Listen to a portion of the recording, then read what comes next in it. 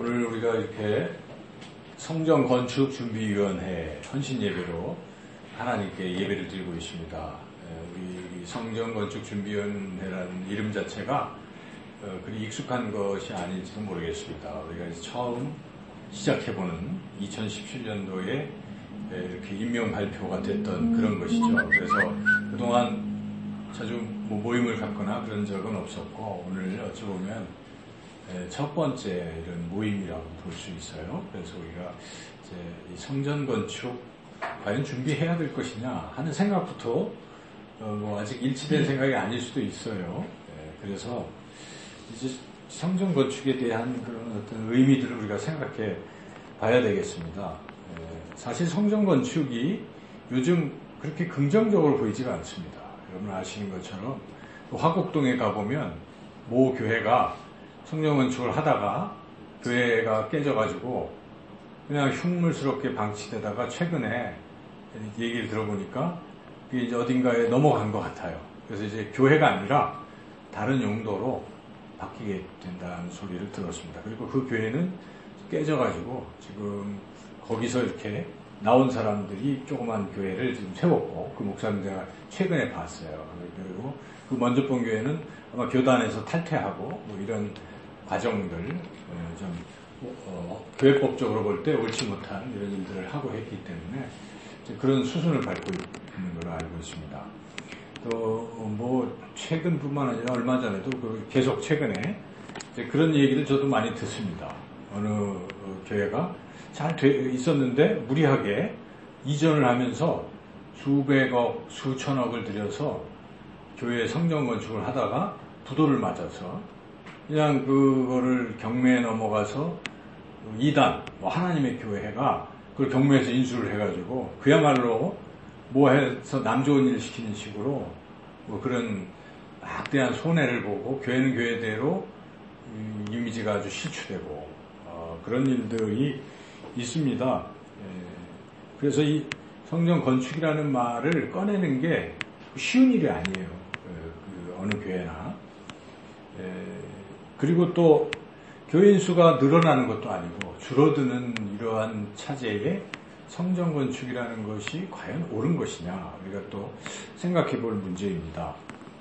더군다나 성전 건축이라는 것을 신학적으로 살펴본다면 과연 성전과 교회 건물이 같은 거냐 이런 이의를 제기하는 것도 많이 있어요. 그렇습니다. 사실입니다. 그래서 구약 신학적으로 말하면 구약 성전은 예수님으로 대체된 것입니다. 예수님께서 그렇게 말씀하셔요. 성전을 허물어라.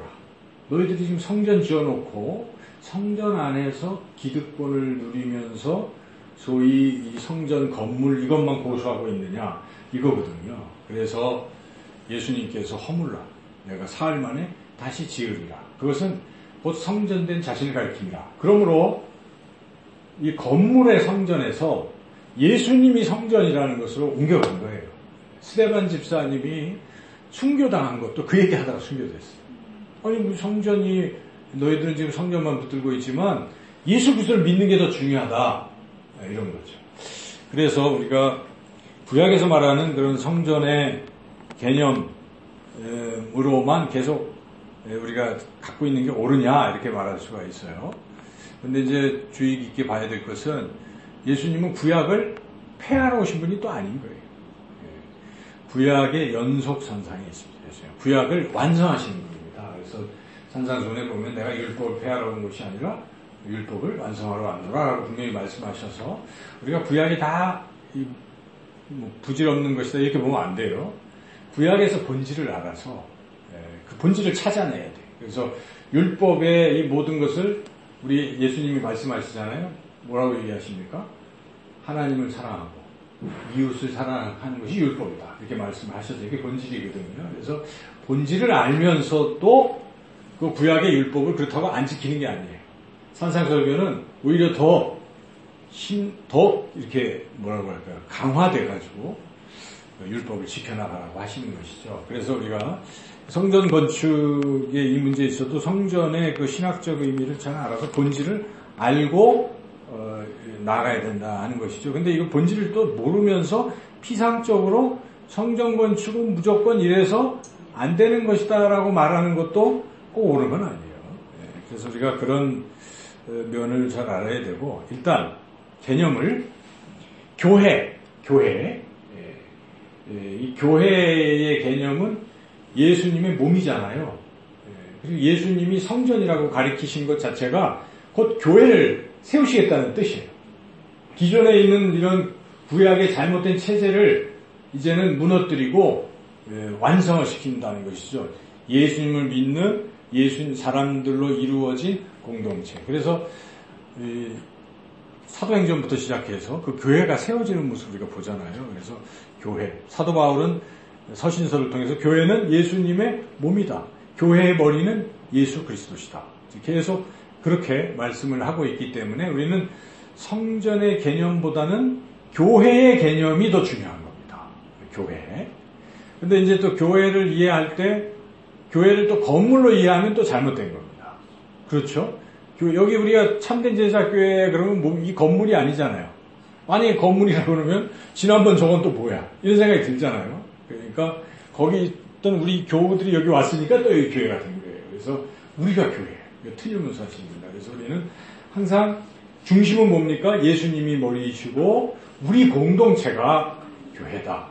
이게 이제 최고로 치고 이 공동체를 우리가 세우고 나가는 것이 우리가 성전 건축을 하는 것입니다.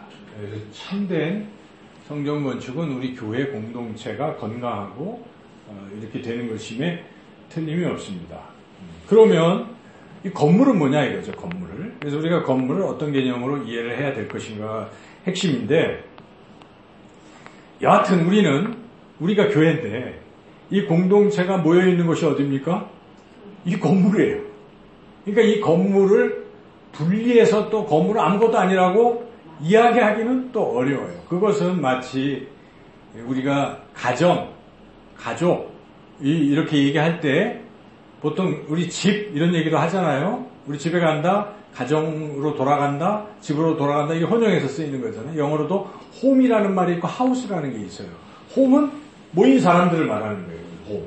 그렇죠. 근데 하우스는 모인 사람들이 머물고 있는 집을 말하는 거기 때문에 이거 자체를 뗄 수는 없어요. 만약에 집이 없는데 가족이 이렇게 있으면 참 그 이루기가 쉽겠습니까?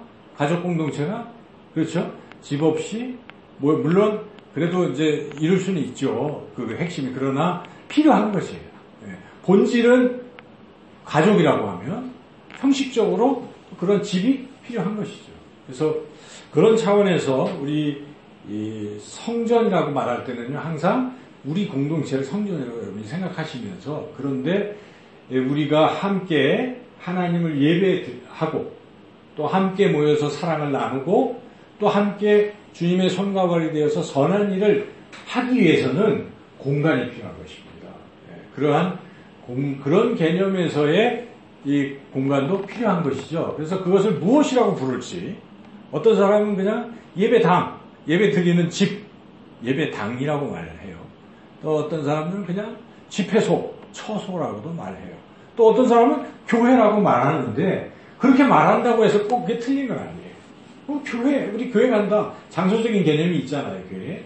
나 교회 간다 그럴 때, 사람들 모아서 거기에 가는 건 아니잖아요. 예배당에 가는 걸 말해요. 그래서 너무 부정적으로 그러하기 때문에 우리는 예배당은 무시해도 좋다라고 말하는 것은 어찌 보면 자기가 집을 얘기할 때 우리는 가족이 있으니까 집은 아무 소용도 없어 하고 집에 대해서 아무런 생각을 안 하고 있는 식구들과 마찬가지예요. 그런 사람들이 있습니까? 우리 자신을 생각해 볼 때 우리 공동체가 살아가는 공간, 우리 집을 마련하기 위해서 여러분 애쓰십니까? 애쓰잖아요. 그거 안 애쓰는 사람은 가족이라고도 하기도 어려워요. 가장으로서. 여러분들이 그래도 우리가 살아가는데 부부가 또는 서로 결혼을 했어요. 그러면 우리가 살 곳을 마련해야 되는 게 당연하잖아요. 그래서 꿈을 가지고 청약저축도 들고 해나가죠. 그거 안 하십니까? 다 하는 거예요. 마찬가지인 거예요. 이 공동체가 주님께 예배드리고 주의를 하기 위해서는 이런 공간이 필요하다 하는 것이죠. 그리고 우리는 경제적으로 어려워서 옮길 수도 있어요. 그래서 전세를 들기도 하고 월세를 내기도 하면서 그렇지만은 여러분들에게도 꿈이 있잖아요. 야, 그래서 우리가 언젠가는 자꾸 압박과 서름에서 벗어나서 우리가 집 하나는 그래도 장만해야지. 이게 사람들의 꿈이에요. 근데 그게 잘못됐다고 말하기 힘들어요. 안정되게, 고정되게 그런 장소를 세우는 것은 옳은 일이라 하는 것이죠. 그래서 일단 여러분들이 우리 참된 제자교회가 이제 그런 개념의 처소를 우리가 총칭해서 성전이라고 부를 때에 이 성전 건축을 준비하는 일이 옳으냐, 그르냐를 우리가 생각해 보자는 것이죠. 옳으냐, 그르냐는 다른 거 생각할 필요 없습니다. 나는 내 집을 준비하는 것이 옳으냐, 그르냐만 생각하면 돼요. 여러분, 옳잖아요. 자기가 자기 집을 준비하는 거 옳아요. 그런데 하나님의 백성 공동체가 머무르고 있는 그 집을 준비하느냐를 가지고 옳지 않다라고 나선다면 자기 집은 자기가 다 준비하면서 이거는 아니라고 하는 사람은 어찌 보면 하나님과 유리된 사람, 하나님의 백성 공동체에 들어있지 않는 사람, 하나님을 중요하게 여기지 않는 사람, 교회 성도들을 중요하게 여기지 않는 사람이라고밖에 볼 수가 없잖아요. 논리적으로. 그래서 우리가 그러한 차원에서 우리가 교회의 집을 이렇게 하듯이 우리 참된 제자교회도 그러한 꿈을 가질 필요가 있다. 그렇게 생각할 필요가 있다는 거예요. 그래서 이 꿈을 언제 이루느냐는 알 수가 없어요. 아까 기도하시고 그랬으면 알 수가 없지만 꿈은 갖자는 것입니다. 오늘 사회 보시는 분이나 기도하시는 분이나 마음속에 이 꿈을 갖는 것은 굉장히 소중한 것입니다. 꿈이 없으면 아무것도 이루어지지 않는 것이죠. 그래서 우리는 이 구약의 역대상 말씀을 통해서 다윗에게 초점을 맞춰서 다윗은 어떤 꿈을 가지고 나아갔는가를 한번 보자는 것입니다. 다윗이 성전을 사모하고 나갔던 그 마음이나 우리가 예배 처소를 또 준비하려고 이 공동체가 머무르고 함께 신앙생활을 하고 함께 주일을 할 수 있는 이 터전을 우리가 앞으로 준비하겠다는 꿈을 갖는 거나 큰 차이가 없어요. 왜냐하면 이 처소도 누구를 위한 것입니까? 우리가 편안하게 살자고 하는 게 아니에요. 이거를 통해서 하나님의 일을 하는 것이라면 하나님을 위한 일인 줄로 믿습니다. 여러분 그런 믿음과 마음을 가지고 긍정적인 마음을 가지고 그래 내가 내 집은 뭐 좀 못하더라도 주의 이 공동체의 처소를 위해서 뭐 한번 해보겠다 이런 생각을 가진다면 그건 참 귀한 생각이라는 것이죠. 하나님은 바로 그런 마음을 보시는 분이십니다. 그 마음을 보세요. 어떤 사람은 그냥 삐딱하게 다른 핑계를 대서 자꾸만 부정적으로 보는 사람들의 마음이야. 또 이것을 이 성경에 있는 그대로 다윗과 같은 마음을 가지고 하는 사람이나 하나님이 보시는 것은 어쨌든 그게 어떤 일이든 중심을 보고 계시다는 이게 하나님을 사랑하는 마음이고 하나님을 위한 마음인가를 보고 계신다는 것입니다. 그래서 첫째 우리는 그런 마음부터 품어야 하는데 오늘 이 말씀에는 안 나와 있지만은 다윗은 그런 마음을 먼저 품었다는 것입니다. 앞에 17장을 한번 보시죠. 역대상 17장을 먼저 17장 1절 한번 보실까요? 17장 1절 같이 한번 읽어보겠습니다. 17장 1절 시작. 다윗이 그의 궁전에 거주할 때에 다윗이 선지자 나단에게 이르되 나는 백향목 궁에 거주하거늘 여호와의 언약궤에는 휘장 아래 있도다. 민망한 거예요. 다윗이. 자기는 지금 백향목으로 의리의리하게 왕궁을 져놓고 아주 거기 있는데 지금 자기가 모셔온 그 언약궤를 막 이렇게 그것도 기뻐했는데 모시다가 어디다 놨어요? 휘장 아래다. 커튼 같은 데다가 성막에다 그냥 이렇게 놓은 거예요. 근데 다윗이 그것을 볼 때 마음이 참 아팠어요. 그래서 이러면 안 되겠다. 내가 하나님을 위하여 집을 지으리라. 이런 마음을 품었습니다. 바로 성전 건축을 하려는 마음을 품는 것입니다. 이 마음이 참 중요한 것 같아요. 지금 저는 이렇게 지금까지 신앙생활을 하면서 성도들을 많이 이렇게 대합니다. 많은 부류의 성도들을 대하는데 그런 분들의 마음들이 있어요. 그 마음의 중심에 나는 그래도 내가 하나님을 참 잘 섬겨야 되겠다. 이런 마음을 가지고 하는 분들이 있어요. 근데 하나님은 그걸 딱 보신다고 저는 늘 생각하거든요. 근데 가치관에 있어서 하나님 것은 뒤야, 항상.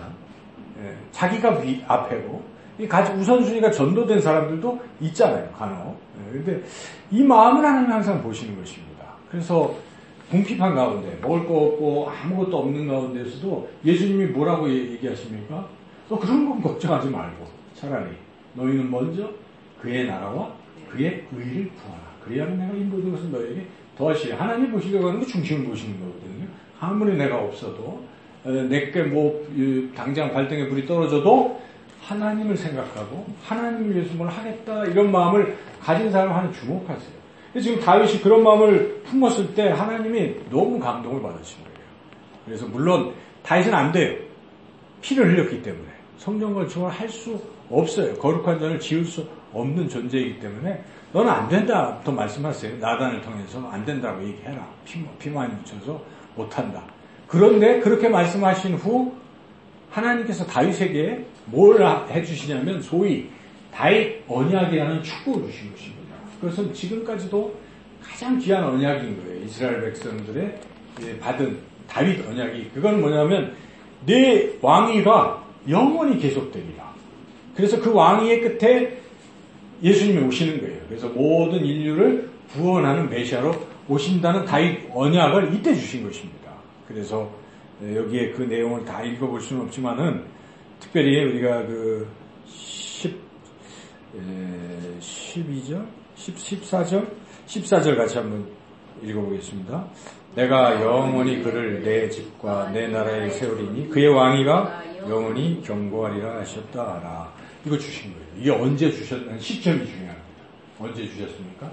다윗이 나는 백향목에 거하는 것을 여호와의 언약궤는 휘장에 있도다 하고 죄송하고 안타까워하는 마음이 들었을 때 하나님이 그 마음의 중심을 보시고 그런 일을 하셨다는 것입니다. 여러분 우리가 지금 뭐 자주 작고 이런 가운데 무슨 성전 건축이냐 할 수가 있어요. 그런데 이런 가운데서도 우리가 다윗과 같은 마음을 품는 거예요. 그렇다고 나는 지금 뭐 완전히 교회보다 더 못한 상태인가? 그렇지 않다면 나는 그래도 이만큼 하나님 은혜로 살게 해주셨는데 라고 생각하다가 문득 하나님의 전이 그렇구나 이런 생각을 하게 됐을 때 여러분 마음이 움직이는 것이죠.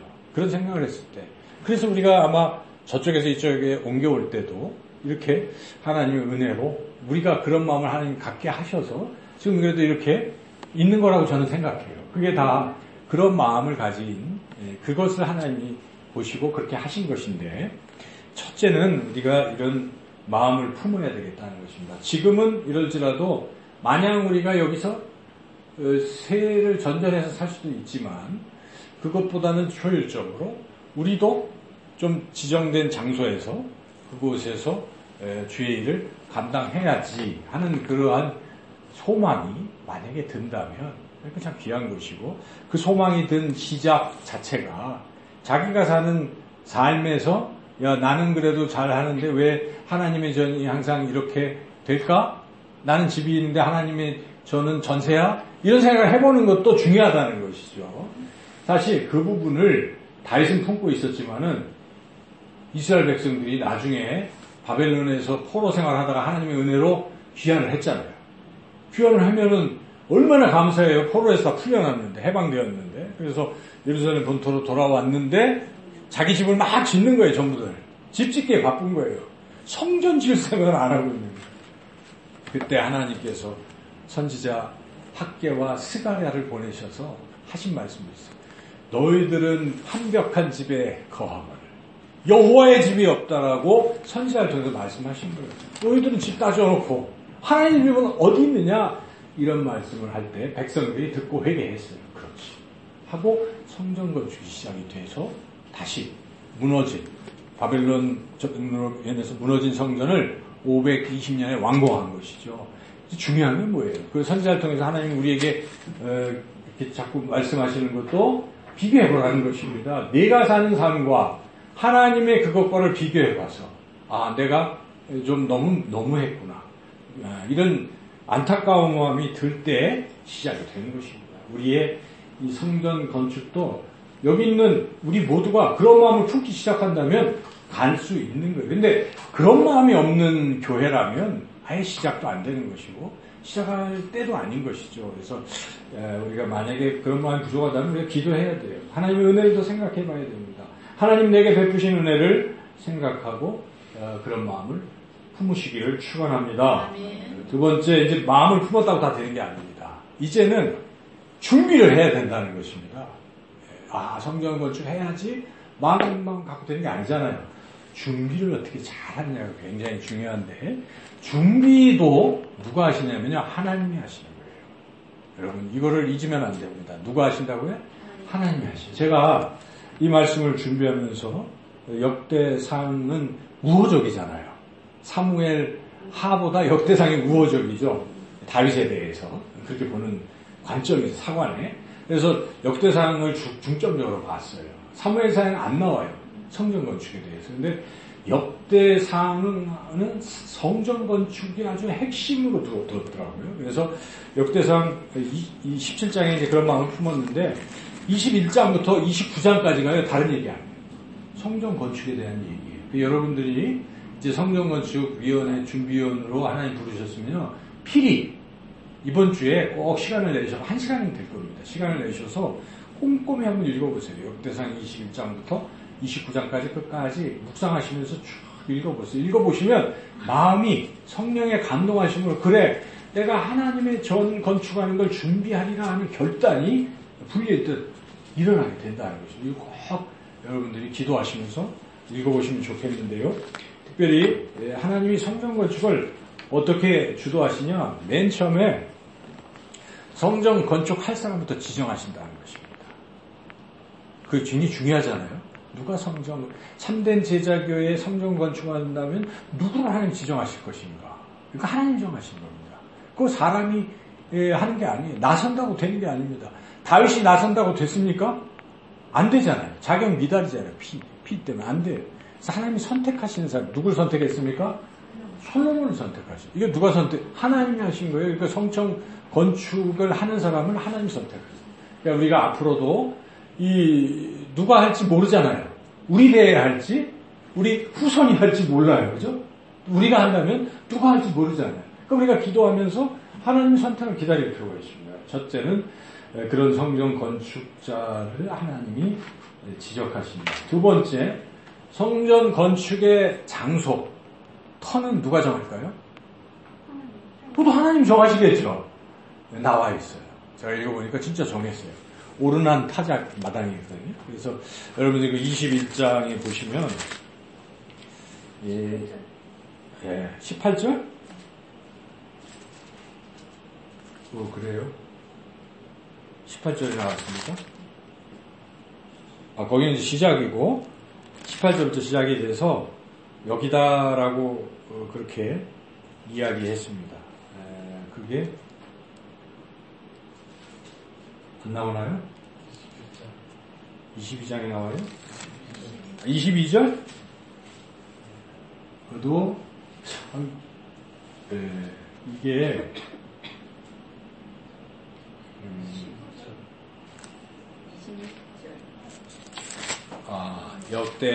역대하 1장 이제 건축을 할 때 보면 되거든요. 어디서 했는지. 이제 솔로몬이 성전을 어디다 건축을 했는가. 그게 이제 2장쯤 나오죠. 2장에 보면 어디다 했습니까?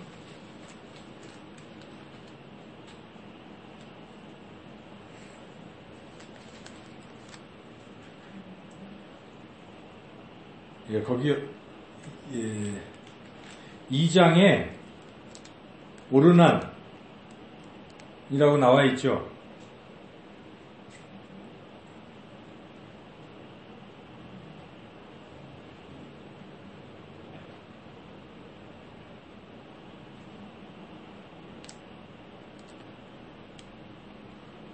아유, 3장입니다. 3장 1절 같이 읽어보겠습니다. 솔로몬이 예루살렘 모리아 산에 여호와의 전 건축하기를 시작하니 그곳은 전에 여호와께서 그의 아버지 다윗에게 나타나신 곳이요 여부스 사람 오르난의 타작마당에 다윗이 정한 곳이라. 여기잖아요. 그죠? 오르난 타작마당 다윗이 정했는데 그 오르난 타작마당을 누가 정하셨냐면 우리가 앞으로 돌아가면 역대상 21장에 이 오르난 타작마당에서 하나님이 거기서 뭘 하라고 얘기를 하시거든요. 이 사건은 그거예요. 지금 말년에 다윗이 교만해져가지고 내가 얼마나 이렇게 업적을 남겼는가를 알아보려고 인구조사를 시켰습니다. 인구가 많으면 잘한 거잖아요. 인구조사를 시켰는데 하나님이 싫어하셨어요. 중심을 보니까 다윗이 뭐 하려고 해요? 자기의 업적을 자랑하려고 했어요. 하나님께 영광을 돌리고. 그래서 하나님이 심판을 하셨는데 뭐뭐뭐 중에 하나 해라 그랬는데 전염병을 택했거든요. 다윗이. 그래서 애꿎은 7만 명 백성이 전염병으로 죽었어요. 계속 죽고 있는 거예요. 그때 하나님께서 선지자 갓을 보내서 이거 하면 멈출 것이다 하고 한 게 뭐냐면 저 오르난 타작 마당에 번제단을 쌓아라. 그러면 멈출 것이다. 이렇게 말씀하셔서 다윗이 거기다가 뭐 합니까? 오르난 타작마을 돈 주고 사가지고 거기다가 번제를 드렸어요. 그래서 19장 26절에 보면 그렇게 쌓고 화목제를 드리며 아뢰었더니 응답하셔서 그때부터 이제 전염병이 멈추게 되었다 하는 것입니다. 그래서 이 오르난 타작마당을 다윗은 어떻게 생각한 거예요? 하나님이 정하신 곳이라고 생각한 거예요. 그래서 여기다가 하나님께 번제 드렸던 이곳에 성전을 건축한 것입니다. 그래서 철저히 성전 건축의 장소도 하나님이 정하셨다는 것을 우리가 알 수가 있습니다. 다윗은 그것을 눈치를 채고 깨달아서 그것을 정한 거예요. 우리도 성전 건축이 된다면 그럼 우리가 기도하면서 하나님이 주시는 정해주시는 곳을 우리가 또 선택을 해서 나아가야 되겠죠. 이렇게 장소까지 하나님이 주도적으로 하시는데 하나님은 인간의 협조를 원하십니다. 그래서 중요한 것은 장소도 있고 건축할 사람도 있지만 뭐가 필요하겠습니까? 재물이 필요한 것입니다. 재물과 또 일꾼들이 필요한 것입니다. 그것을 누구를 시켜서 하셨냐면 다윗을 시켜서 하신 거예요. 너는 성전 건축은 못하지만 넌 뭘 하라고요? 준비하라는 준비. 네가 철저히 준비해라. 바로 여기 성전 건축 준비위원회 우리 모두가 그러한 하나님이 세우시는 그런 사람인 줄 믿습니다. 아멘. 네, 그래서 여기에 다윗이 하나님이 그렇게 시키시니까 어떻게 결정을 했냐면 15절을 한번 같이 읽어보겠습니다. 다윗이 이르되 내 아들 솔로몬은 어리고 미숙하고 여호와를 위하여 건축할 성전은 극히 웅장하여 만국의 명성과 영광이 있게 하여야 할지라. 그러므로 내가 이제 그것을 위하여 준비하리라 하고 다윗이 죽기 전까지 많이 준비하였더라. 이 말씀 여러분 가슴에 새기고 성전 건축 준비위원회 다른 게 아닙니다. 그거 준비하라는 것입니다. 준비를 누가 합니까? 그냥 마냥 가만히 내버려두면 나중에 덜컥 됩니까? 안 됩니다. 우리가 시작을 했기 때문에요. 지금부터 우리는 준비를 해나가야 됩니다. 건축 준비위원회가 앞으로 기도하면서 이를 이제 계속 우리는 준비해 나갈 것인데 준비할 때 몇 가지 중요한 자세가 있다는 것입니다. 아예 시작부터 이제 모든 초점을 어디다 맞추라는 것입니까? 성전 건축 준비하는 일에 맞추라는 것입니다. 다윗은 그렇게 했습니다. 다윗이 하나님의 언약을 받은 직후에 뭘 한 줄 아십니까? 그 역대상 17장에 아까 나왔다 그랬잖아요. 이렇게 자기는 마음만 먹었더니 하나님이 막 나타나셔서 언약을 주시고 그래가지고 다윗이 감동했어요. 이야, 내가 비록 건축은 못하지만 하나님 나를 이렇게 생각하셔서 이런 은혜를 베풀어 주셨구나. 이제 내가 어떻게 해야지? 그러고 있는데 마침 블레셋과의 전쟁이 일어났습니다. 승리를 했습니다. 뭘 얻었겠어요? 전리품을 얻었습니다. 다시 그 전리품 어떻게 했겠습니까? 이거 몽창 다 지금부터 지정을 했어요. 야, 이제부터 전리품은 다 뭐예요? 성전 건축을 위한 것이다라고 지정했어요. 다윗이. 그래서 그때부터 다윗은 모든 것을 준비하는 거예요. 모은 것입니다. 이거 굉장히 중요한 태도죠. 우리도 꿈과 비전이 있으면 집중할 필요가 있는 것입니다. 그래, 해야지. 근데 그런 꿈도 있다고 하면서 기도도 한다고 하면서 정작 우리가 건축 헌금을 계속 드리고 있지 않다면, 저축을 하고 있지 않다면 이거는 아무 상관이 없는 거예요. 그래서 일단 시작하면 여러분 작정을 하셔야 돼요. 작정을 하시고 준비를 해나가시는 거예요. 그래서 저축을 해야 돼요. 이 저축이라는 게 굉장히 중요한데 아예 저축했다고 단어도 나오잖아요. 여기에 29장 보세요. 나중에 이제 성전 건축 하려고 솔로몬이 다윗이 막 죽기 직전에 솔로몬한테 네가 왕이야 그러고 유언으로 성전 건축해 그리고 마지막하고 죽었잖아요. 그때 그 상황을 역대상 기자가 어떻게 묘사하냐면 29장 보시면은 뭐라고 얘기하고 있습니까? 다윗이 이거 다 하고 지금까지 뭐 했더라 이렇게 나오죠. 그래서 여기에 몇 절에 나오나요? 그 저축했다는 단어가 나오는 데가 어딜까요? 16절 16절이죠. 29장 16절 같이 한번 읽어보겠습니다. 우리 하나님 여호와여 우리가 주의 거룩한 이름을 위하여 성전을 건축하려고 미리 저축한 이 모든 물건이 다 주의 손에서 왔사오니 다 주의 것입니다. 여러분 이 절이 어디 나온지 아세요? 우리 건축헌금 그 봉투에 이 성구를 제가 또 써놨거든요. 이겁니다. 그러니까 이게 저축이 안 되고서는 안 되는 거예요. 솔로몬 다윗은 아예 그런 은혜를 받고 시작을 어떻게 했어요? 이제 다 여기다 초점을 맞춰서 저축해야지 하고 얼마나 했을까요? 다윗은요 엄청나게 많이 했다는 거예요. 그래서 역대하 기자는 다윗은 무지하게 많이 했다라고 쓰는 거예요. 그래서 거기에 막 여러 가지 묘사들 하잖아요. 금이 얼마입니까? 뭐 몇 달란트, 몇만 달란트, 100만 달란트인가요? 22장 14절 한번 같이 읽어보겠습니다. 내가 환난 중에 여호와의 성전 22장 14절 내가 환난 중에 여호와의 성전을 위하여 금 10만 달란트와 은 100만 달란트와 놋과 철 그 무게를 다 합수 없을 만큼 심히 많이 준비하였고 또 제단과 돌을 준비하였으나 너는 더할 것이며 뭐 이렇게 나오잖아요. 내가 엄청 준비해. 근데 너 더해라. 솔로몬아 너도 추가적으로 더해라. 그러니까 이렇게 철저히 많이 준비했고 언제까지 준비했습니까? 다윗은 죽을 때까지 했다는 거예요. 거기에 아까 읽었던 5절에 끝에 보면 그러므로 내가 이제 그것을 위하여 준비하리라 하고 다윗이 죽기 전에 많이 준비했더라. 죽기 전까지 죽을 때까지 준비했던 것입니다. 이 정도라는 것이에요. 그 열망과 그 이루는 이러한 추진력이 이 정도예요. 다윗이 그래서 위대한 사람인 것이죠. 그렇게 죽을 때까지 준비하고 그리고 또 한 가지 중요한 특징이 있어요. 다윗은 혼자만 하지 않았습니다. 격려했다는 것입니다. 너희들도 해라 이것입니다. 여기 굉장히 중요한 태도예요. 주의를 하는데요. 저는 이 부분을 잘해야 된다고 생각해요. 성경의 히브리 기자가 그러잖아요. 사랑과 선행을 어떻게 하라고요? 격려하라는 것입니다. 그때의 뜻은 무엇입니까?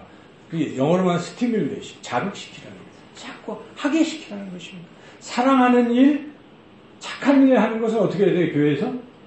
격려해야 돼요. 근데 반대로 어떤 사람은 나쁜 일만 시키는 사람이 있어요. 주를 위해서 어떤 사람은 헌신해요. 근데 야, 그거 왜 그렇게 많이 해? 네가 하면 나하고 나는 뭐야? 아, 그만해. 그만큼 됐어. 유별나게 하지 마. 오히려 못하게 방해하는 그거 하나님 다 아십니다. 왜 그래요? 비교가 돼갖고 자기 한 것이 열등하니까 잘하는 사람을 깎아내요. 우리가 이번 금요일날 열등감에 대해서 그랬지만 그 열등감 있는 사람의 특징이 뭡니까? 다른 사람 자꾸 깎아내리고 뭐 못하게 하고 하는 게 열등감 있는 사람의 특징이거든요. 자기가 그래서 여튼 자꾸 다른 사람들도 이게 귀한 일이라고 마음을 품고 시작을 했으면 그 다음 또 어떻게 해야 되겠습니까? 우리 같이 합시다. 다윗이 그렇게 했습니다. 그래서 다윗이 먼저 누구를 부릅니까? 지도자를 불렀습니다. 지도자를 불러서 너희들도 좀 해라. 같이 해라.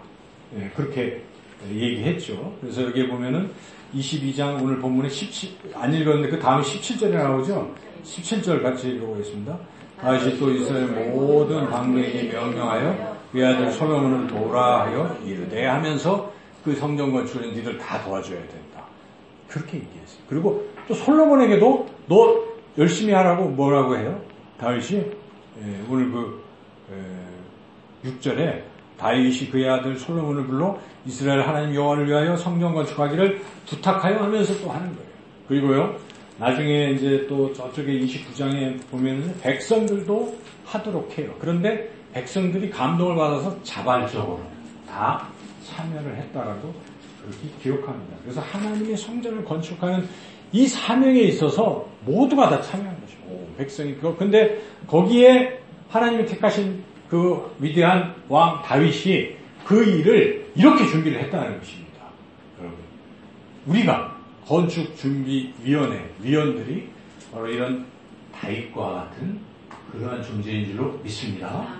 여러분, 그렇게 한번 우리가 기도하시고 힘차게 나아가시면 좋겠고요. 하나님은요, 어느 것까지 해주시냐면요, 성전의 설계도까지 하나님이 그려주신다는 거예요. 저는 이 부분을 보면서 하나님이 정말 철저히 준비하시는구나 하는 생각을 했는데, 이거는 28장 19절에 나오는데요. 28장 19절 같이 한번 읽어보겠습니다. 시작. 다윗이 이르되 여호와의 손이 내게 임하여 이 모든 일의 설계를 그려 나에게 알려주셨느냐. 그러니까 하나님이 간섭하시고 설계도까지 보여주신 거예요. 다윗이 다 그렸어요. 그리고 아들한테 설계도 준 거예요. 성전건축을 자기가 실제로 그 시공은 안 했지만은 사실 모든 준비는 다윗이 다 한 것입니다. 물론 하나님이 그렇게 하도록 만드신 것이 틀림없잖아요. 그래서 우리가 여러분들이 계속 한번 읽어보세요. 역대상 21장에서 29장까지 쭉 보면 이 성전 건축이라는 게 뭔가 우리가 어떻게 준비해야 될지를 분명히 깨달을 수 있을 것입니다. 그렇게 깨닫고 준비하셔서 이제 하나님이 그때를 결정하시겠지만 우리가 한번 시작해봤으면 참 좋겠어요. 우리가 사는 평생에 그래도 귀한 일이잖아요. 예배당 처소를 마련하는 게 나쁜 일이겠습니까? 적어도 내 집을 마련하는 것보다는 더 가치 있는 일. 하나님이 기억하시는 일일 거예요. 하나님 앞에 갔을 때 하나님 저는 우리 집 해가지고 평수 넓히고 이렇게 했습니다. 하나님 그래 그게 뭔데? 이러실 거예요. 그런데 하나님 저희 집은 초라하고 뭐 그랬지만 전 그래도 주의 성전 이것을 위해서 이렇게 했습니다. 그래. 너는 나를 위하여 했구나. 그것은 하늘에 재물을 쌓아두는 일이에요. 예수님이 말씀하신 대로. 땅에 있는 것은 다 썩는다고 하잖아요. 하늘의 재물을 쌓아두라는 이런 주님의 말씀을 기억하셔서 한번 이제 참된 제자교회 성전건축 뜻깊이 오늘 출발했다고 우리가 생각하시고 이 헌신 예배를 기점으로 여러 가지 여러분들이 아이디어를 가지고 함께 이제 모여서 아이디어를 내시고 일이 이루어지도록 우리가 모두 함께 헌신하시고 나아가시기를 주님의 이름으로 축원합니다. 아멘.